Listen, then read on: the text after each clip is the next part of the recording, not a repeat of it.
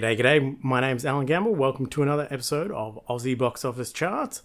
I think it'll be a quick one this week because our top 5 is exactly the same as last week. Let's get into it. At number 1 for its second week in a row is Thunderbolts. I'm still calling it that, with another $3 million, dropping just 34%. We'll get more into that a little bit later, for a current total of $9.8 million. Sinners holds second spot once again, with just over $1.1 million after 4 weeks of release, dropping just 26% for a current total of $8.5 million. A Minecraft Movie continues to hold number 3, with another $720,000 after 6 weeks of release, dropping another 42% for a current total of $54.9 million. The Accountant 2 holds 4th spot, with another $615,000 after 3 weeks of release, dropping another 33% for a current total of $4.2 million. And Tina holds number 5 for another week with another $541,000 after 5 weeks of release, gaining 1% on its last week's gross for a current total of just over $2 million. Moving right along to 6 through 10, where we actually do have some new titles popping up. Ocean with David Attenborough enters the chart at number 6 with just over $500,000. Clown in a Cornfield enters the chart in number 7 with just over $300,000. Guru Nanak Jahaz sticks around for another week, dropping 46% for a current total of $500,000. The Chosen Last Supper Part 2 brings in $126,000. Another new entry into the chart this week. Dogman sticks around in number 10 with just over $100,000 after 6 weeks of release, dropping another 49% for a current total of $8.5 million.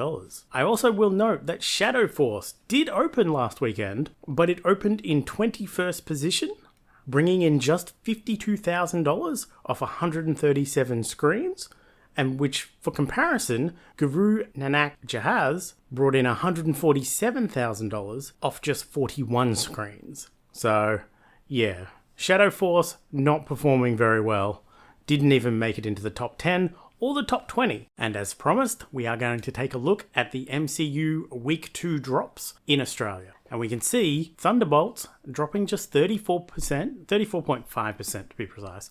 34% puts it as the fourth lowest hold of all time of all MCU movies, which is actually really, really good for it. The only movies that had a better hold, because remember, this is low is better, the lower that number is, the better, is Deadpool and Wolverine, Shang-Chi, Black Panther, Guardians of the Galaxy 3, and equally with Thor Ragnarok. That's some pretty decent company to be in. So, decent hold, and if we want to look at the week 2 drops, based on percentage drops, but also grouped into cinema score. This is the cinema score that gets done on every movie, every major release. So our A+ movies, you can see they're in green. You have a very wide variety of holds based on those, because the bigger a movie opens, quite often the bigger the drop, regardless of how good it is. So you have everything from 30 right up to 72% with Spider-Man No Way Home, because Spider-Man No Way Home went gangbusters.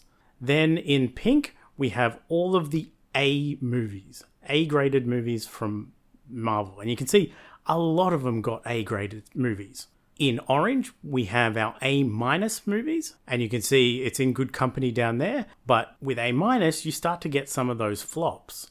B+ in yellow, with Thor, Doctor Strange and Multiverse of Madness, and Thor Love and Thunder, and you can see the average number is just going up the further down we go.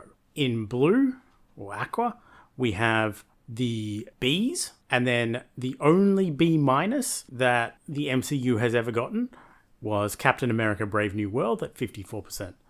So there's our MCU by cinema score. And the last chart to check in on is just the total gross for Thunderbolts. It's early days, it's hard to judge. So far, it has beaten the domestic total of The Incredible Hulk and The Marvels. It has probably already passed Captain America the First Avenger by now, because it's that close. And it's now hunting down Black Widow and Captain America Brave New World. I think it's going to get there with ease, depending on how squashed it gets this weekend with the big Mission Impossible releasing. But I think it can get past Captain America Brave New World maybe Eternals, and get into a bit better shape than recent MCU entries. Time for the other chart that does see some movement this week. The 2025 top 10 for the Australian box office. Minecraft is still number one. That's not going anywhere anytime soon at $54 million. Paddington in Peru has closed its theatrical run in Australia after opening on January 1st for a closed total of $17.7 million. Bridget Jones' Mad About the Boy holds third still at $16.5 million. And Captain America Brave New World holds fourth for now at $13.8 million. New entry into the chart, Thunderbolts, entering the chart at number 5 at $9.8 million, which drops Snow White down to number 6 with $9.1 million. Conclave stays in number 7 because it actually moved up over A Complete Unknown, but both of those got dropped down by Thunderbolts. So Conclave at number 7 with $8.6 million, and A Complete Unknown moving down with $8.63 million. Sinners also enters the chart at number 9 with $8.5 million, which drops Dogman down a spot to number 10 at $8.53 million. And look how close 7 through 10 are right now. So this will change by next week, but super, super close. But dropping out of the top 10 is Nizar 2 and Nosferatu, both knocked out by the 2 new entries. But that's how the 2025 top 10 is looking so far. It's that time again where I let you know what's coming up this week in movies and streaming, starting with wide releases for this week, 15th of May and the 17th. First up, we have Final Destination Bloodlines, the latest return of the Final Destination franchise, directed by Adam B. Stein and Zach Lipovsky, starring Caitlin Santa-Juana, Tio Briones, and Rhea Kihlstedt. Expect wild and creative deaths, as usual. Hurry Up Tomorrow, directed by Trey Edward Schultz and starring The Weeknd, Jenna Ortega, and Barry Keoghan, about a musician who suffers insomnia and goes on a deep introspective odyssey. Expect a great soundtrack for this one. I'm planning on trying to catch it as well. We have The Surfer, directed by Lochan Finnegan, starring Nicolas Cage and Julian McMahon, about a surfing showdown at a local beach, actually shot in Western Australia. May 17th, releasing on a Saturday, as they sometimes do. I'm not sure why, but Mission Impossibles have always done this in Australia. Mission Impossible, The Final Reckoning. The final, asterisk, installment of the Mission Impossible franchise, or so they say. Directed by Christopher McQuarrie and starring all of our usual Mission Impossible faces, Tom Cruise, Haley Atwell, Ving Rhames, and Simon Pegg, among many others. We get this one a little bit early. It opens wide internationally next week, but we get a little bit early for some reason. I'll be there on opening weekend. I am going to plan to try to get a review up of that one, but I expect more Mission Impossible. It's a pretty solid franchise with not too many missteps. In limited release, so look to your local markets and check out the smaller cinema chains and the more independent cinema chains. 15th of May gives us La Cochina, a 2024 release finally making its way to Australia, directed by Alonso Rulopoulinos, starring Raul Briones and Rooney Mara, which looks like a tight, small-scale drama set in a small Times Square restaurant. We have The Red Envelope, a Thai movie about a supernatural marriage between a human and a ghost. Yes, that is, you heard that right.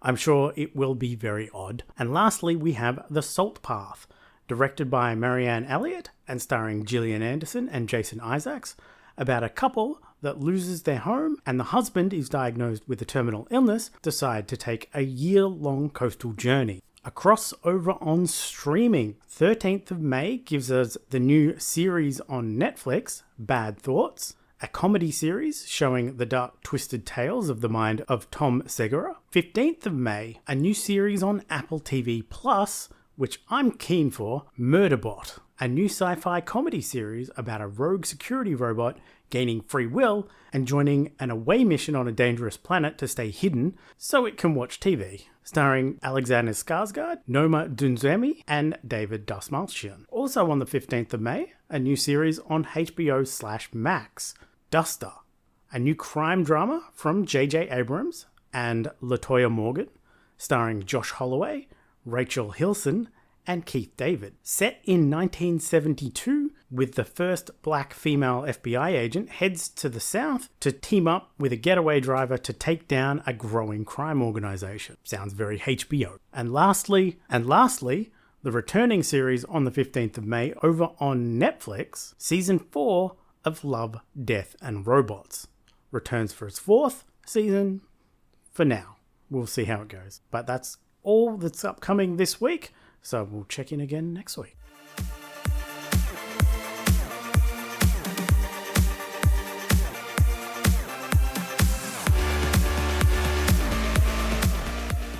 Only 4 movies for me this week, since Claire Obscure Expedition 33 stole a lot of my movie time this weekend, but 4 movies for the theme of multiple stories or perspective. First up was The Ballad of Buster Scruggs from 2018, directed by the Coen brothers and starring way too many people to mention. For challenge eligibility, it tells 6 individual stories about the theme of death in the West. Great movie, balancing both light and dark tones. All of the stories were really solid, and I finally got to see where that first time meme came from. I always love finding memes in the wild, so to speak. Next up was the 2014 sequel to Sin City, A Dame to Kill For, directed by Robert Rodriguez and Frank Miller, starring a lot of the same cast. For challenge eligibility, it's about telling multiple overlapping, intertwining stories set in Sin City. While generally panned compared to the original 2004 movie, I was expecting it to be somewhat worse than it was. It was fine for the most part, just lacking a bit of the polish and bit of the finish of the original. It certainly wasn't as good as the original, but still better than I expected and enjoyable with some cool visuals, although the score also felt a bit lackluster compared to the original as well. Was a Kurosawa movie that had been on my watch list for years, 1950s Rashomon, directed by Akira Kurosawa. For challenge eligibility, it tells one story from multiple people. I think the acclaim for this one comes more from the clever telling of the story, which has been done many times since, with unreliable narrators and such, and many times better than Rashomon. But also the great camera work of Kurosawa. Not my favourite of his, but still fairly solid. Like, you can't go too wrong with one of his movies. I think Ikiru is still my favourite. Lastly was an Icelandic movie, Touch, from 2024, directed by Baltasar Kormakur, which is part of my 2020 Hidden Gem watch list. For challenge eligibility, it tells one story from 2 time periods, set during the early days of the pandemic, telling a story of an old man going on a journey to discover what happened to an old Japanese flame who vanished 50 years earlier. A surprisingly deep and insightful perspective into Hiroshima and its impact on actual civilian, like the actual civilian population. A lot of heart, well acted, well told story, a really intimate little story that I think is probably a hidden gem for the 2020s. But that's all I watched this week. Time for a look at what's upcoming in this week's Cinechums Movie Challenge for the week of organised crime. So, organised crime is not just gangsters, it's things like heist movie that are organised. Con artists, mafia mob films, drug cartel smuggling, gangster movies, white-collar crime, cults and secret societies, terrorists and political crimes, cyber crimes like hackers, human trafficking, and police and detective movies that are all about organising clues and tracking things down. So we have things like Casino and American Hustle and Heat and Goodfellas, obviously. We have the Oceans series, Reservoir Dogs, Bad Guys, one of my favourites of all time, The Nice Guys, and Logan Lucky's in there as well somewhere. So, but let's take a look at my shortlist, which includes things like Waves, Red Room, Holy Spider, Hell and High Water. It's been on my watch list very recently. September 5, about a political stuff. We've got things like a couple of Batmans in there. We've got Miami Vice. So we've got a few to choose from, so we'll see how we go. That is it for me this week. I am going to try to catch Hurry Up Tomorrow and Mission Impossible: The Final Reckoning this weekend, if time slots allow, because Mission Impossible is almost 3 hours long.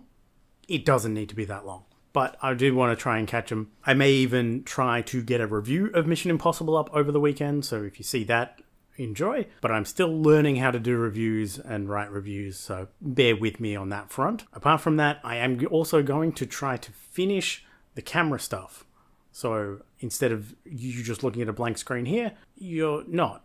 So it should be more visually engaging anyway. But that's it for this week. Have a good weekend, and I will see you all later. Bye.